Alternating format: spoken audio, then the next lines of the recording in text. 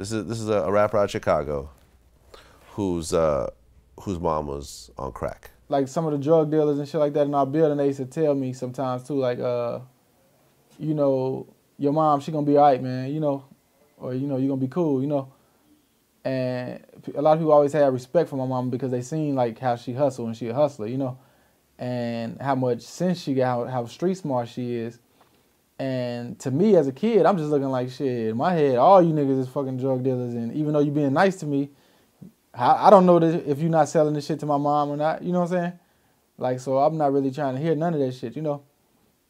So that's why I had the mentality as a kid of a lot of anger and shit and animosity as far as to where I felt like, you know, when I get big and get a lot of money, that I'm gonna buy a whole bunch of guns and just kill all the drug dealers, you know? Kind of like the United States government feel. Yeah. That they can just lock up all the drug dealers and the problem will go away. It won't happen. How much did that bother you at one point to think that there's kids like this all over the country? Well, you know, really, that's the reason I quit. Okay. Because I felt that I was a hypocrite because I didn't want my mom to use drugs.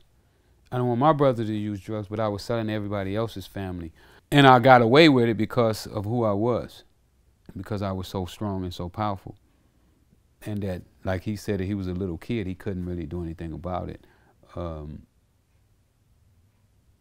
Not that I believe what he's saying to do about it is the right thing to do, because that won't help the problem. You know, drugs is a medical problem. It's not a legal problem. It's not a incarceration problem. You can't lock your way out of it. You can't kill your way out of it, because if he killed all the dope dealers around, his mom is going to create another one. She likes drug dealers. She likes to get high. And we have to start dealing with those issues and not picking out somebody who may be exploiting the situation and say, you know what, you're the cause of this. You know, I always mention my first judge that ever sentenced me, and he told me, he said, Rick, you know what, I don't blame you, even though all these DEA and FBI, all them say you the cause. He said, I don't believe it, because I sentenced my first drug dealer the year you was born. So once you know that, and then you know you can't go blaming people. You know, what you have to do is help your people. You know, he has to find a way to get through to his mom, to show her love, to show her reasons why she should quit. Because I had people that I had to do the same thing. Even though I sold drugs, I still had people that got hooked on drugs that I had to help get off of drugs. Right. I remember in the documentary, one of the guys who worked for you ended up having a crack baby. Yeah.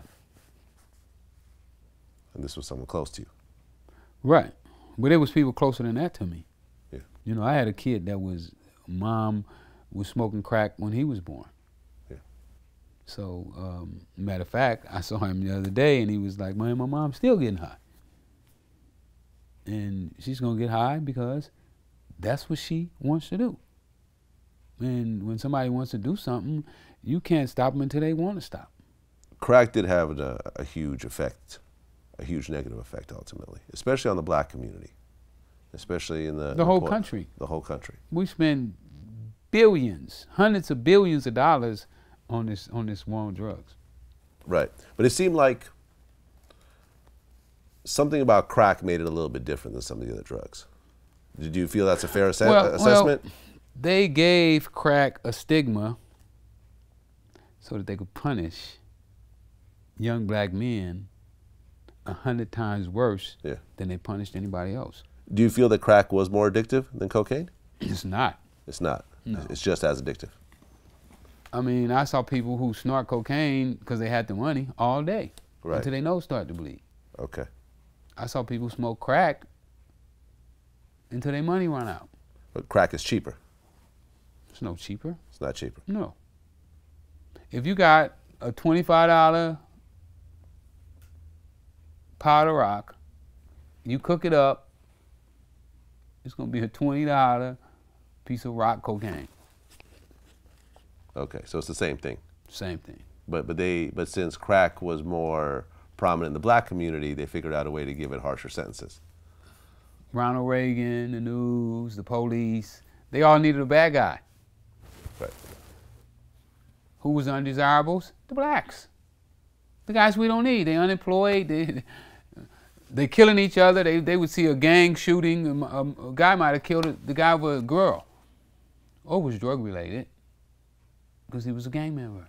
Right. So they took all these things and started to add them up in order to get the support of our black leaders to allow them to pass these laws that the guy who wrote the law, you see him, he's on the documentary, he said the guys are in jail decades. There was a Vice just recently did a special with Obama actually visiting I heard about a federal penitentiary. And Obama said something interesting. He said that no politician has ever lost an election by being too tough on drugs. Exactly.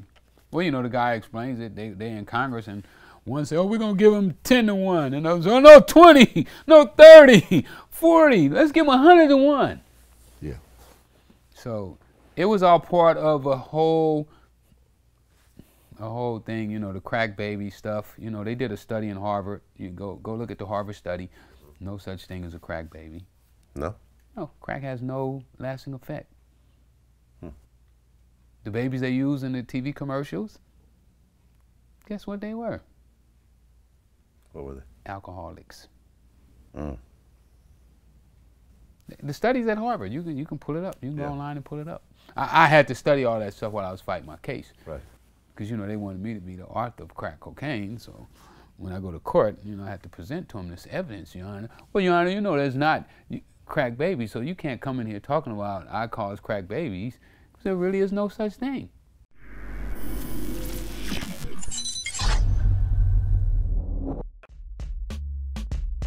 Nowadays, they want me to be offbeat again. They like, oh, Silk, you be old Silk, you know what I'm saying? But I think I have my own style, which I don't think is right or wrong. So, and if you go back and listen, like I had a chance to listen to my own music. I'm like, wow, that was pretty good. But he gonna be back soon, you know what I mean? That's my brother. He just, you know what I'm saying, going through it. So, you know what I mean? So we gonna be back strong. We gonna be back 3 strong right now, but we keeping it going.